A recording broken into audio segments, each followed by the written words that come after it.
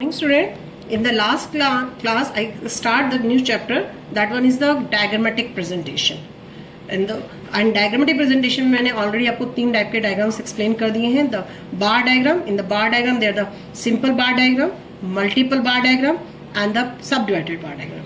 Now आज हम उसी को continue कर रहे हैं. तो continue में जो हमारा next type of the diagram है, that is the percentage bar diagram. The next one is the percentage bar diagram. Clear है? तो first you convert your data in the percentage. हम चैप्टर को कंटिन्यू ही कर रहे हैं. That one is the next one is the percentage bar diagram. ठीक है? It means these are those diagrams, these are those diagrams which shows simultaneously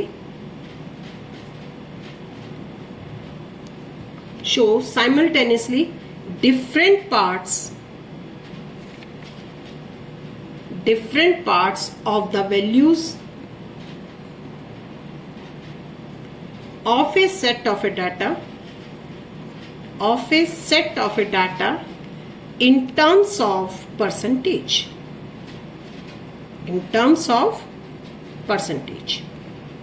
clear है? First you convert, जो भी आपने डाटा कलेक्ट किया है, first you convert in the percentage form, then you draw the diagram. तो that is known as the percentage bar diagram. Clear हो गया? But total, in this case the total values indicated by total length of a bar is assumed to be 100. हम जो यहाँ पे बार की height को assume करते हैं, that it may be the 100.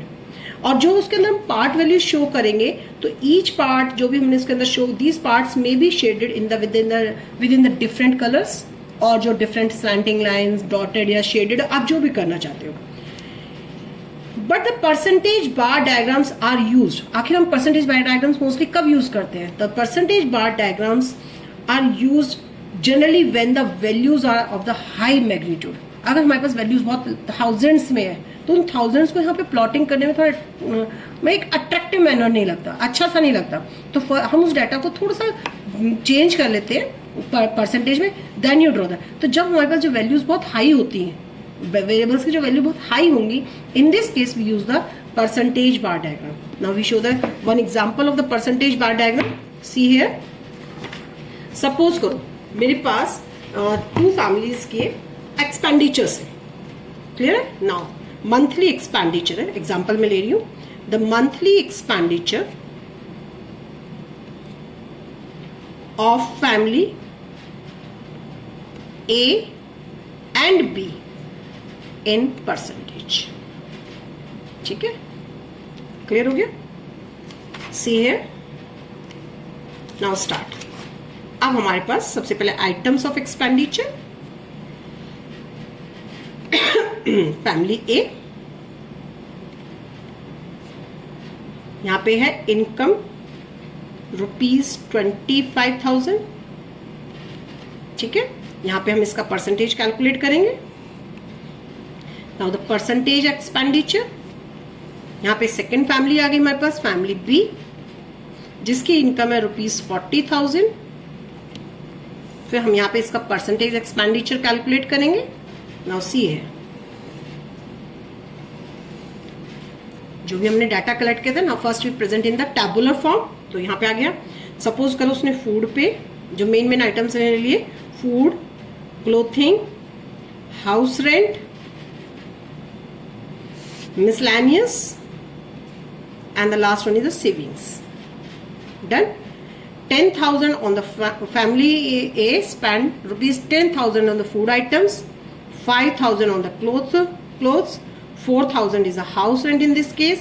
जो miscellaneous है, that are the 4,500 and the savings are 1,500.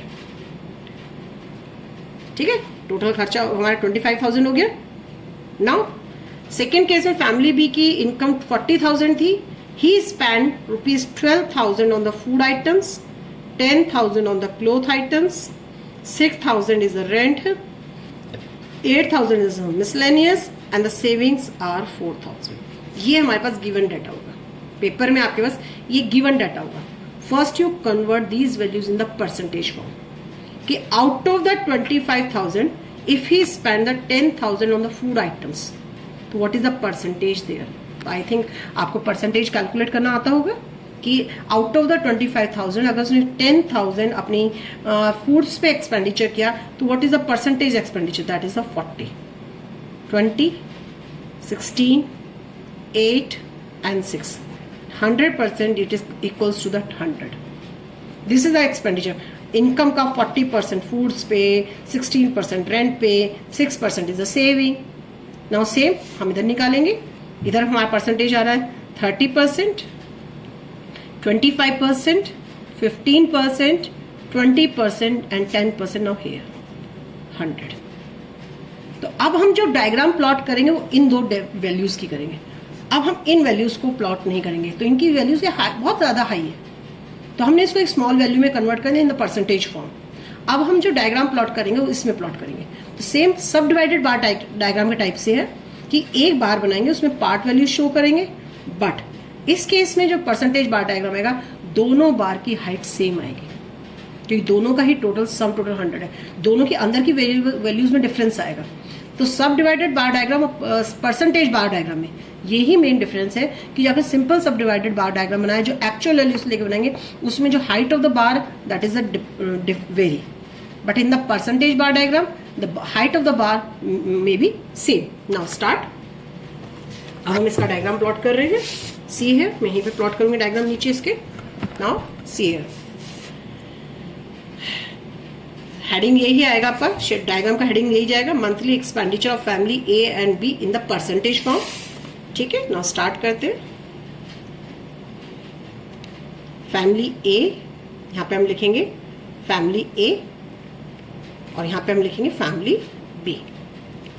ठीक है, यहां पे हम लेंगे परसेंटेज एक्सपेंडिचर.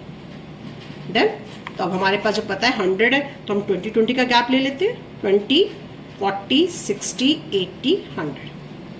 20, 40, 60, 80 और 100. तो हम ये कहते हैं हमने 1 सेंटीमीटर की जगह का 20% लिया था, बट हम जो भी हम ले रहे हैं तो 1 centimetre is equal to 20%. Done. ये सपोज करो मेरा 1 सेंटीमीटर का गैप था तो मैंने 1 सेंटीमीटर को किसमें का स्केल क्या लिया है 20%. Now start.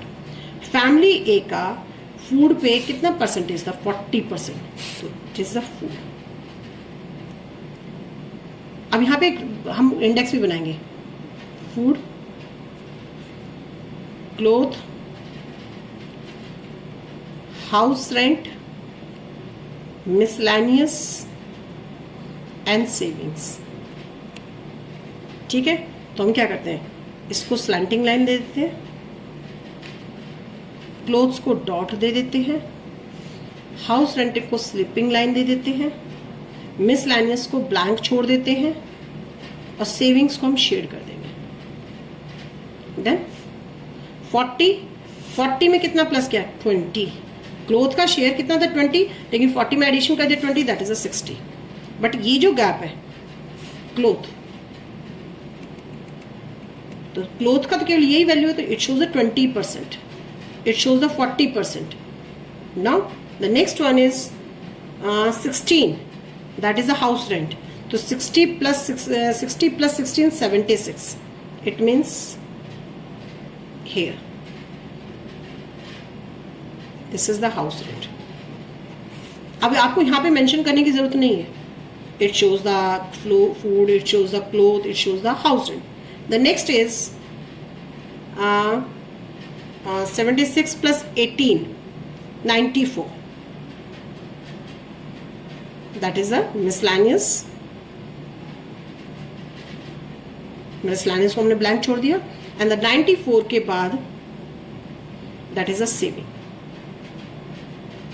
जिसको मैंने shaded कर दिया.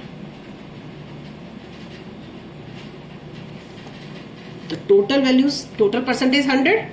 Out of the 100, 40% on the food items, and next 20% on the cloth items, 16% is the house rent, and miscellaneous is the 18%, and the savings are 6% for the family A. Now for the family B, 30%.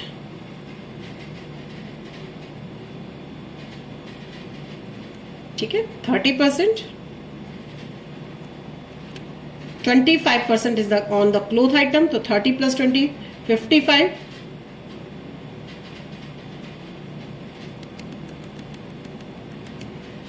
Now next one is 55 plus 15, house rent is the 15, 70 house rent. And the next one is the miscellaneous, 20%, and the savings are 10%.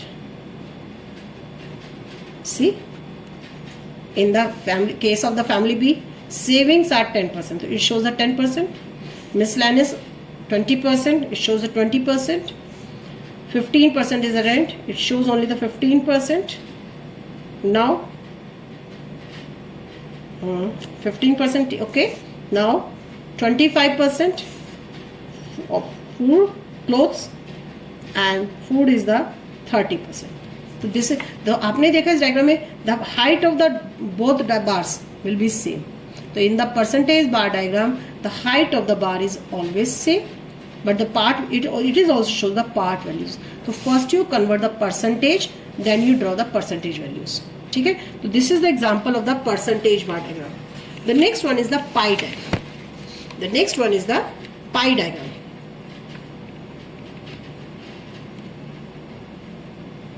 What is the pie diagram?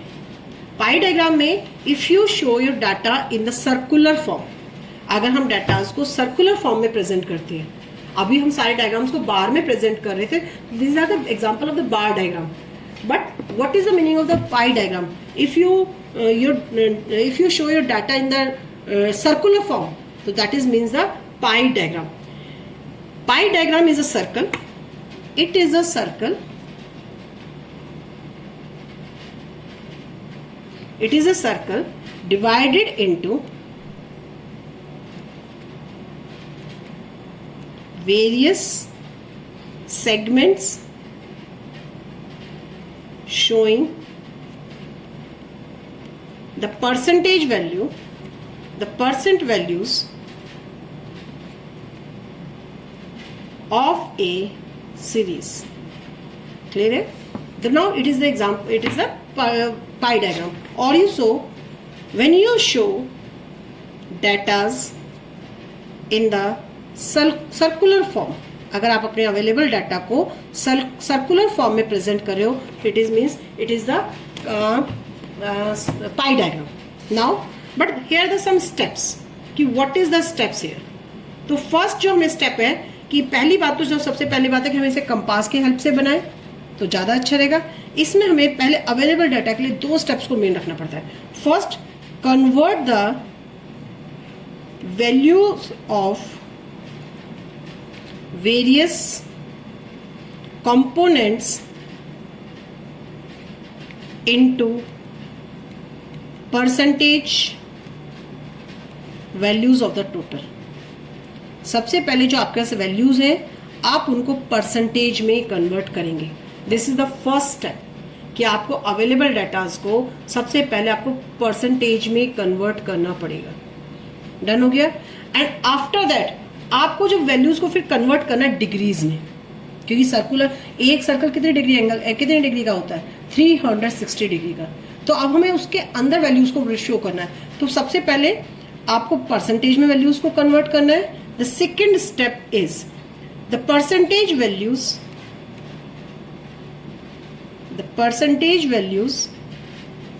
Are converted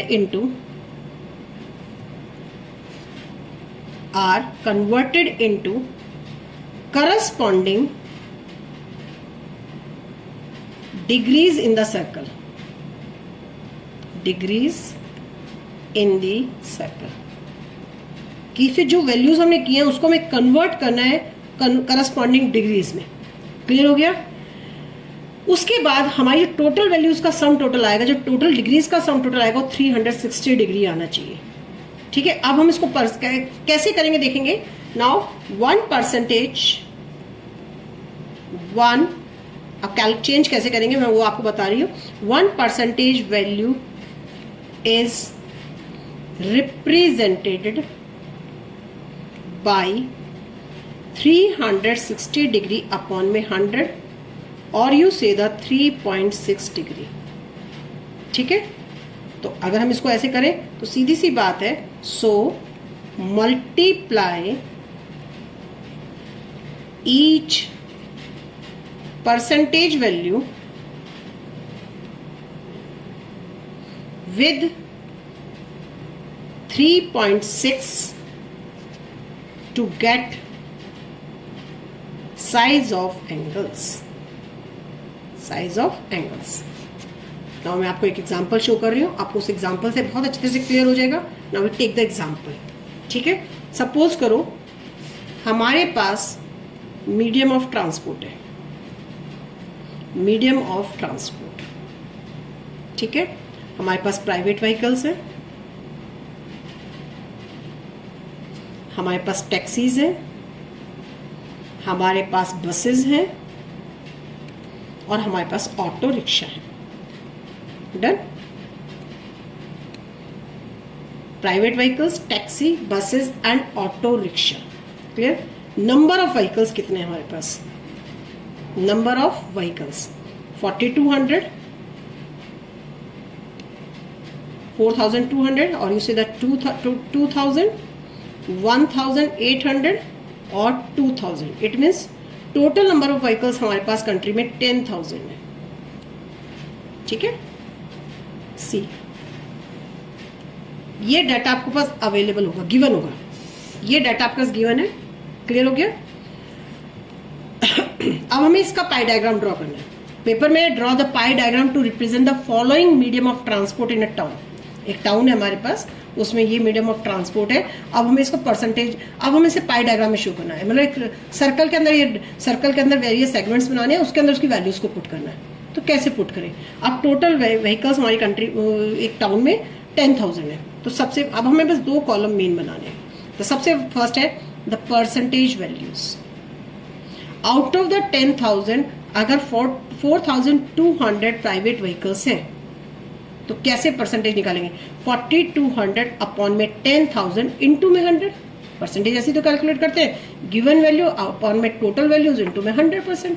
तो 4200 upon में 10,000 into में 100 is equal to 42%. तो हमारी जो एक town था, उस town में जो प्राइवेट व्हीकल्स की वैल्यू है, परसेंटेज है, that is a 42%. Same 2000 upon में 10,000 इंटू में 100, that is a 20%. Next is a 18%, then is a 20%. अगर आपका वैल्यूज डेसिमल में आती है तो अगर 23.7 है तो आप उसको 24 में कन्वर्ट कर लो. अगर 23.4 है तो leave the 23 only. But total आपका यहाँ पे 100% आना चाहिए. आपको चेक करना है. ठीक है, ये आपको चेक करना है कि अगर 23.7 है तो हम उसको राउंड फिगर में 24 ले लेंगे. ठीक है, हम उसको राउंड फिगर में कन्वर्ट करके वैल्यूज को पुट करेंगे. तो these are the first you convert the collected data in the percentage form. Now you convert in the degree form. तो अभी हमने डिग्री फॉर्म का मैंने बताया कि हम प्रोपोर्शन एंगल कैसे बनाएंगे. Just multiply by the 3.6. यहाँ पे हेडिंग डलेगा प्रोपोर्शनल एंगल्स. तो हम यहाँ लेंगे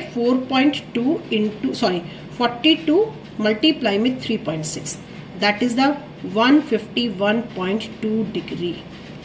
अब यहाँ पे ध्यान रखना, यहाँ पे डिग्री मेंशन करना बहुत जरूरी है. नेक्स्ट 20 इंटू में 3.6, that is the 72 degree. Next 18 into में 3.6, it means 64.8 degree. And last is a 20 into 3.6, again 72 degree. आपको ध्यान रखना है कि इसका टोटल भी 360 डिग्री आना चाहिए, क्योंकि एक सर्कल कितने डिग्री एंगल का होता है? जो फुल सर्कल होता है, दैट इज अ 360 डिग्री. तो इसका सम टोटल भी आपको, जैसे इसका टोटल चेक करना है कि ये 100 पर आ रहा है, तो आपको इसका टोटल भी चेक करना है कि it comes with 360 degree. Clear हो गया? ठीक है, डन. यहाँ तक कोई डाउट किसी को? इसमें कोई डाउट नहीं है. तो सही तरह से मैंने बता दिया कि first you convert the data in the percentage form, then you convert the data in the degree. तो डिग्री के लिए सिंपल से हमने बोला मल्टीप्लाई बाय 3.6 कर लो. डन हो गया. तो ये हमारा सम टोटल. अब हम इसे एक सर्कल के अंदर प्रेजेंट करेंगे. अब आपको कंपास की हेल्प से एक सर्कल ड्रॉ करना है. ठीक है, आप कंपास लेंगे, कंपास की हेल्प से आप सर्कल ड्रॉ करेंगे. सिंपल सा आपने एक सर्कल ड्रॉ कर लिया। अब इस सर्कल के अंदर वैल्यूज कैसे पुट करेंगे मैं आपको दिखाती हूँ। सी है ये है। अब आप यहां पे देखेंगे डन। सबसे पहले प्राइवेट व्हीकल्स ले लिया, उन्होंने एक रेडियस ले लिया, यहाँ पे एक रेडियस बना दिया, उस पर उन्होंने देखा कि 42%, ठीक है। अब 42% नहीं था, हमारे पास डिग्री आया था इसका 151.2 डिग्री। हमारे पास ये एग्जाम्पल है, सी है यहाँ पे, ठीक है। अब ये हमारे पास एग्जाम्पल है। तो इन्होंने इस सर्कल को लिया, इस सर्कल के बाद इन्होंने यहाँ पे एक रेडियस ड्रॉ कर लिया। अब उस रेडियस के हेल्प से उसने यहाँ पे अपना वो रख के क्या कहते हैं उसको, डी आप जिसे बोलते हो, आपने अपना डी रखा और उस डी के पॉइंट से 151.2 डिग्री पे डॉट लगाया और ये प्लॉट कर दिया। तो ये जो पूरा शेडेड एरिया है ये प्राइवेट व्हीकल्स का है, जो आपको शो कर रहा है, जो 151.2 डिग्री को शो कर रहा है। फिर नेक्स्ट उसने यहाँ पे रखा दोबारा से डी। टैक्सी का रेशो था 72%, फिर उसने 72 डिग्री पे अपना टिक किया, ये 72 डिग्री पे हो गया। नेक्स्ट बसेस 64.8, ठीक है, 64.8 डिग्री पे निशान लगाया और जो रिमेनिंग था वो ऑटो रिक्शा के लिए था, दैट इज 72 डिग्री। तो ये जो एरिया है 72 डिग्री को शो कर रहा है, ये एरिया 151.2 डिग्री को शो कर रहा है, ये एरिया आपका टैक्सी वाला 72 डिग्री को शो कर रहा है और ये आपका 64.8। अब जैसे सपोज करो आप लोग इसको ऐसे भी प्लॉट कर सकते हो। सी है यहाँ पे रखा, यहाँ से आपने सबसे पहले अपना डी जैसे रखते हो उस डी को रखा, आपने कहा कि हमारा आ रहा है 150, यहाँ पे 90 हो जाता है सपोज करो, यहाँ पे हमारा 60 इतना आ जाता है। तो ये हमारा टैक्सी को शो कर रहा है।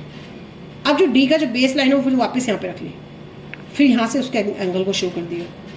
तो हर बार बेस, जैसे फर्स्ट बेस लाइन ये थी, सेकेंड बेस लाइन ये थी, थर्ड ये, तो इसको एंटी क्लॉकवाइज बना लो।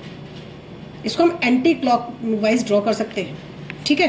फर्स्ट हमने यहाँ रखा, इसके अकॉर्डिंग डिग्री करी, नेक्स्ट फिर हमने अपने डी की बेस लाइन ये रखी, फिर उसके अकॉर्डिंग डिग्री शो करी, फिर हमने फिर दोबारा से यहाँ रखा अपने इस टाइप से। तो हम इस टाइप से करते करते हमारी सारी वैल्यूज इस टाइप से शो हो जाती है। बट यहाँ पे हम परसेंटेज वैल्यू शो करेंगे। यहाँ पे हमने लिखा है प्राइवेट व्हीकल्स का 42% और यहाँ पे हमने परसेंटेज वैल्यूज को पुट करना है। क्लियर हो गया? तो this is the example of the pie diagram.